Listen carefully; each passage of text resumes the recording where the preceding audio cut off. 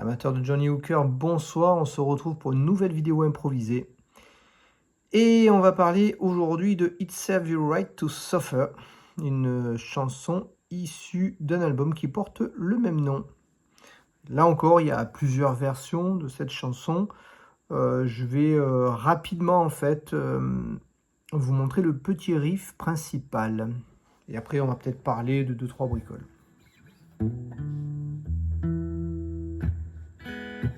Alors vous savez que je me mets en son clair parce que sinon j'ai un bruit parasite puisque ma vidéo c'est grosso modo le téléphone collé à l'ampli.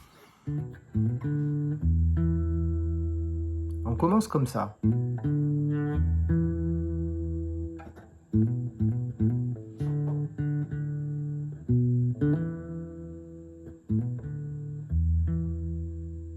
Alors, on va faire un petit hammer. Corde de La, case 2. On joue ensuite le Ré à vide. C'est ça.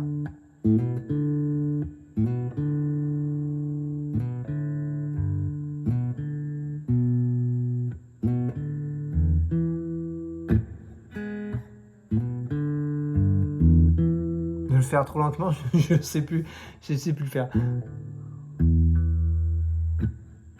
Quand on a fait ce hammer puis le corde de Ré à vide, ensuite on fait la corde de Mi à vide et on revient corde de Ré case 2. On fait un Mi à vide et un Mi avec la corde de Ré.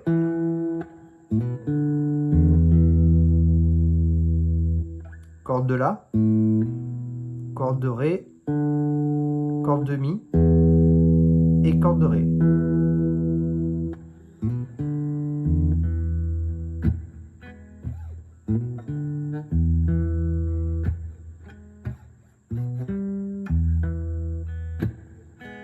Alors qu'est-ce que j'ai fait? Un petit glissé sur la corde de La, de la case 1 vers la 2. Ensuite on passe, attention, corde de Ré, 5e case.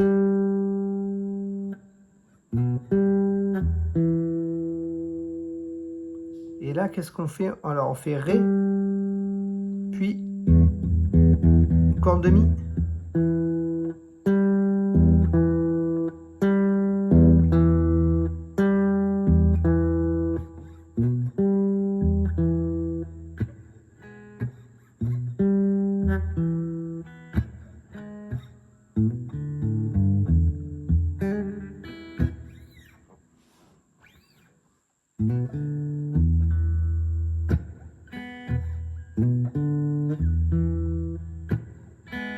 On n'est pas obligé de faire la toute petite rythmique que j'ajoute là.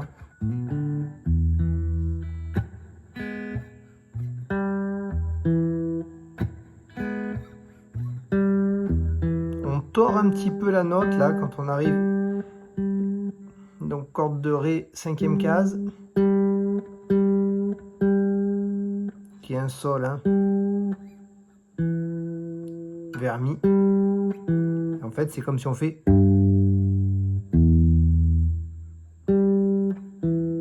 Mais on est à une octave.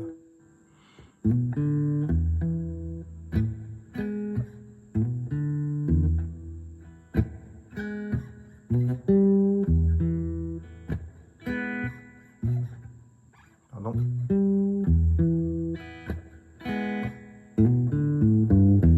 Alors, on accélère, on fait la même chose, le hammer, corde de La, Ré, La à vide. Et ensuite, on va jouer sur la corde de Mi, on va faire Sol, Mi, c'est-à-dire Sol, case 3, Mi à vide.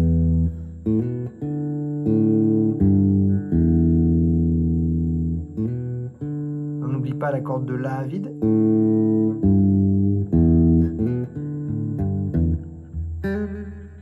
Et ensuite, il va faire un hammer pull-off. Corde de Sol, case 1. Et là, on a la structure de son riff. Et de temps en temps, dans un morceau, il va s'amuser. Il va...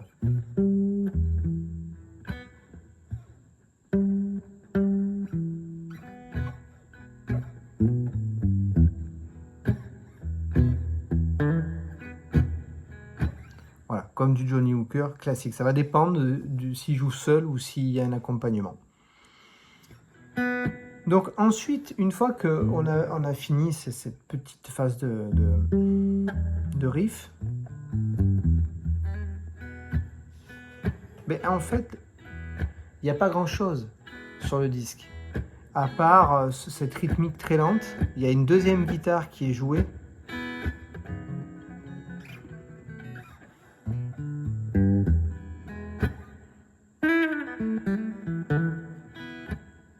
Et après, il va ponctuer, comme il le fait à chaque fois, son phrasé, son parler par ces petits gimmicks.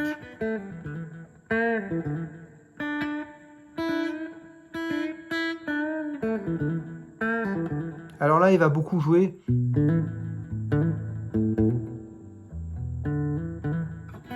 avec les cordes de La et Ré en hammer pull-off.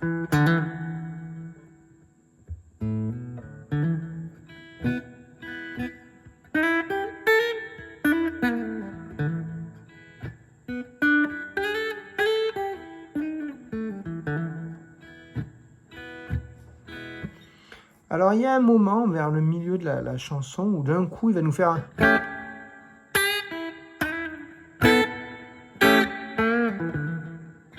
une sorte de truc comme ça. Alors je ne l'ai pas écouté en détail là pour le reprendre exactement, mais on a un exemple des degrés 4 et 5. Donc le La7, hein, comme on l'a vu sur la vidéo, voilà les généralités de son jeu en standard. Petit barré hein, sur les quatre cordes.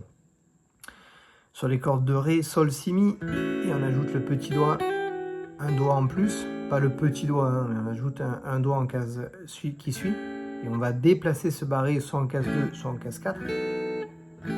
Et on a le degré 4 du blues en Mi, c'est-à-dire le La7, ou le degré 5, le Si7. Avant de revenir sur le premier degré. Mais lui, voilà, il va utiliser ces accords, mais d'une manière complètement déstructurée par rapport à ce qu'on va trouver sur une grille 12 mesures d'un blues classique.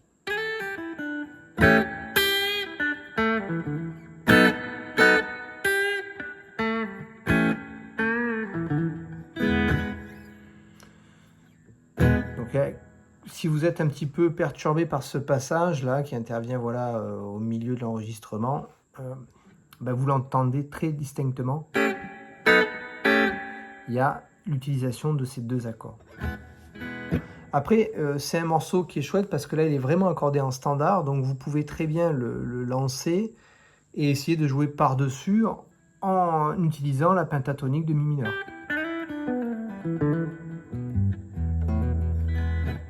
Donc en l'accompagnant avec un petit rythme.